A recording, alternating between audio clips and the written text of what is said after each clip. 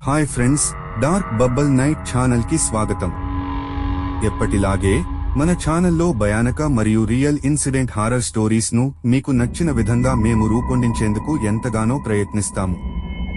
Video ప్రారంభించే ముందు ఒక చిన్న విన్నపం, మీరు ఇంకా మన ఛానల్ కి లైక్ చేయకుంటే దయచేసి లైక్ చేయండి.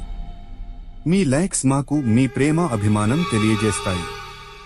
అలాగే ఇంకా ఎవరైనా మన ఛానల్ ని సబ్స్క్రైబ్ చేసుకోకుంటే ప్లీజ్ సబ్స్క్రైబ్ చేసుకోండి. ఇంకా ఏమాత్రం ఆలస్యం చేయకుండా వీడియోను ప్రారంభిద్దామా? కృష్ణాపురం అడవి ప్రాంతం, ఒక భయానక రాత్రి. కృష్ణాపురం అడవి ప్రాంతంలో కార్గో లారీ డ్రైవర్ భూషణ్ మరియు కొత్తగా పనిలోకి చేరిన క్లీనర్ రామ్ అమావాస్య దాటి 3వ రోజు చిమ్మ చీకటి హైవే ఫారెస్ట్ ఏరియాలో తమ ప్రయాణాన్ని కొనసాగిస్తున్నారు. అడవి ప్రాంతం కావడంతో నిర్మానుషంగా వాళ్లు మాత్రమే ఒంటరిగా ప్రయాణిస్తున్నారు. అటుగా ఏ వాహనాలు రాకపోకలు కనబడటం లేదు. ఈ రోజు మాత్రమే ఇలా ఉందా, లేక ప్రతిరోజు ఇలానే రాత్రిపూట నిర్మానుషంగా ఉంటుందా? భూషణ్ కి అర్థం కాలేదు. ఇద్దరిలోనూ ఆ రోజు ఏదో తెలియని భయం వెంటాడుతుంది. రోడ్డుకి ఇరువైపులా దట్టమైన చెట్లు, కీటకాలు కీచుకీచుమని శబ్దాలు చేస్తూ ఉండగా భూషణ్ ఆ భయాన్ని తనలోనే దాచేసుకుని గంభీరంగా ఉన్నట్టు తనలో తాను సర్ది చెప్పుకుంటున్నాడు. అలా చిమ్మ చీకటిని చీల్చుకుంటూ ముందుకు సాగుతున్నారు. 10 గంటలు కావస్తుంది. రాముకి ఆకలిగా ఉంది. అన్నా, నాకు చాలా ఆకలి వేస్తుంది. మనం ఏమీ తినకుండానే బయలుదేరిపోయాం. ఎక్కడైనా ఆగి ఏమైనా తినిపోదాం అని అన్నాడు. భూషణ్, ఈ ఫారెస్ట్ ఏరియాలో ఎక్కడా హోటల్స్ కానీ డాబాలు కానీ ఉండవు. ఏదైనా ఊరు వచ్చినప్పుడు ఆగి తినేసి వెళ్లదాం అన్నాడు. అలా మాట్లాడుతూ రాము నిద్రలో జారుకుంటాడు. భూషణ్ ఒంటరిగా ప్రయాణం సాగిస్తున్నాడు. ఆ సమయంలో భూషణ్ రాము కాకుండా ఎవరో వాళ్లతో ప్రయాణిస్తున్న అనుభూతి కలుగుతుంది. అక్కడక్కడ చెట్ల పొదలు వైపుగా ఏదో 2 చింత నిప్పుల లాంటి 2 కళ్ళు భూషణ్ని తీక్షణంగా చూస్తున్నట్టు అనిపించింది. వెళ్లే కొద్దీ మరింత చేరువగా నల్లటి ఆకృతిలో భూషణ్ కి ఎదురవుతుంది. దానితో పాటు చల్లటి గాలి అతన్ని వంటిని తాకుతుంది. 1 గంట ప్రయాణం అనంతరం భూషణ్ ఓ చోటులో ఓ డాబాలా అనిపించి అక్కడ పక్కకి ఆపి రాముని నిద్రలేపాడు. రాము, అదిగో అక్కడ ఓ డాబా ఉంది, వెళ్ళి ఏమైనా తినివద్దాము పదా అని చెప్పి బండి దిగాడు. రాము కూడా కారీ దిగి కళ్ళు నులుముకుంటూ ఇద్దరూ అడుగులు ముందుకు వేస్తున్నారు. అటుగా ఎవరూ ఉన్న ఆనవాళ్లు అనిపించలేదు, కాని కొన్ని వాహనాలు గమనించి ముందుకు సాగుతున్నారు. భూషణ్, చూడు, వాహనాలు ఆపి ఉన్నాయి, ఖచ్చితంగా అక్కడ ఏమైనా తినడానికి దొరుకుతుంది అంటూ ముందుకు సాగుతున్నారు. అంతలో ఓ స్వరం, ఆగు, అక్కడికి వెళ్ళకండి, వెళ్ళితే చస్తారు అంటూ ధిక్కార స్వరం వినిపించి ఇద్దరూ వెనక్కి తిరిగి చూశారు. దూరంలో ఓ వ్యక్తి చిరిగిన, మాసిపోయిన దుస్తులు ధరించి అతని శరీరం అంతా గాయాలతో రక్తం కారుతూ కనపడ్డాడు. భూషణ్ అతన్ని చూసి, రాము, ముందుకు సాగు, అతను ఓ పిచ్చివాడులై ఉన్నాడు అని ముందుకు సాగారు. వెనక నుంచి ఏదో దుర్గంధమైన వాసన వస్తోంది.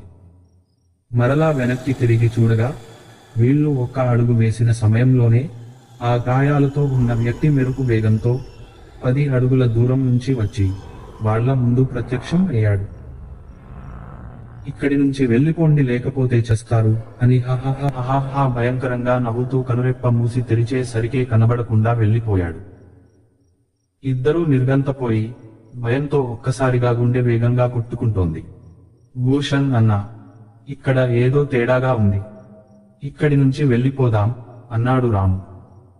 భూషణ్, అన్నిటికీ భయపడితే ఎలా, అక్కడ చూడు, చాలా వాహనాలు ఆపి ఉన్నాయి, అతడు ఎవరో పిచ్చివాడుగా ఉన్నాడు అని సర్ది చెప్పి డాబాకి సమీపించారు.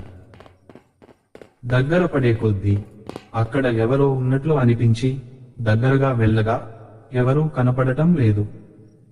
వాహనాలు ఎక్కడివి, ఎందుకని ఇక్కడ ఆపి ఉన్నారు, ఎవరూ లేకపోతే ఈ వాహనాలు ఎందుకని ఇక్కడ ఉన్నాయి అని భూషణ్ తనలో తానే అనుకుంటుండగా అక్కడ చిన్నపాటి వెలుతురు మినుకుమినుకుమని ఆరి వెలుగు ఉంది. రాము అడుగులు తడబడుతూ వెనక్కి అడుగులు వేస్తున్నాడు. అంతలో ఓ ఆడస్వరం భూషణ్, రాము అని పిలిచినట్టు అనిపించింది. డాబాలో తీక్షణంగా చూస్తున్నారు. వస్తువులు చిందరవందరగా పడి ఉన్నాయి. బెంచీలు, కుర్చీలు విరిగిపోయి ఉన్నాయి. వాళ్ళకి స్పష్టంగా తెలిసింది వాళ్ళు ఇరుక్కుపోయారని.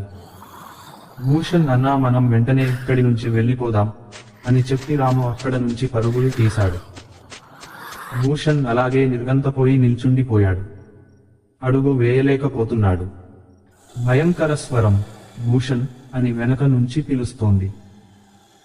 అది వికృతంగా పొడవుగా, తల వెంట్రుకలు గాలిలో తేలాడుతూ, కాలిన ముఖం, కూర పండ్లతో, చేతి గోర్లు పొడవుగా, ఆ ఆకృతి భూషణ్ ముందు నిల్చుంది. భూషణ్ గుండె ధైర్యం సన్నగిల్లిపోయింది. ఆ ఆకృతి అతన్ని సమీపిస్తున్న కొద్దీ ఏదో చర్మం కాలిన వాసన వస్తోంది. భూషణ్ అడుగు వేయలేకపోతున్నాడు. ఆ ఆకృతి భూషణ్ ముందు నిల్చుని అతని హృదయం మీద చేయి వేయగానే భూషణ్ తన ప్రాణాలపై ఆశ వదులుకున్నాడు. ఆ ఆకృతి భూషణ్ ఛాతి చీల్చి రక్తం తాగి హృదయాన్ని బయటకు తీసేసి వికృతంగా అహహహహ అని నవ్వుతూ మెరుపు వేగంతో మాయమైపోయింది. రాము ఓ మూల దాక్కుని వణికిపోతూ చూస్తున్నాడు.